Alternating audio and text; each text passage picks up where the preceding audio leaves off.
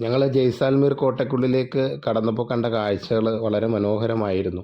രാജസ്ഥാൻ്റെ സംഗീതം അവിടുത്തെ മരുഭൂമി സംസ്കാരത്തെയും പൈതൃകത്തെയും പ്രതിഫലിപ്പിക്കുന്ന സമ്പന്നമായ നാടോടി പാരമ്പര്യമാണ്. എത്ര മനോഹരമാണ് ആ സംഗീതം!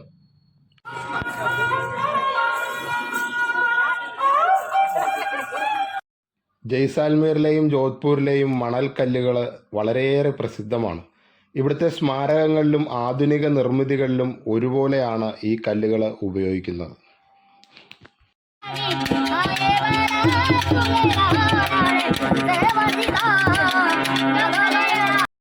രാജസ്ഥാൻ സംഗീതമൊക്കെ ആസ്വദിച്ച് ഞങ്ങളിങ്ങനെ മുന്നോട്ട് നടന്നു പോകുന്നതിനിടയിൽ ഇരുവശങ്ങളിലുമായിട്ട് ധാരാളം തുണിത്തരങ്ങളൊക്കെ ആയിട്ട് ഒത്തിരി കച്ചവടക്കാരിപ്പുണ്ട്. വീണ്ടും കാഴ്ചകൾ കണ്ട് ഞങ്ങൾ മുന്നോട്ട് നടന്നു.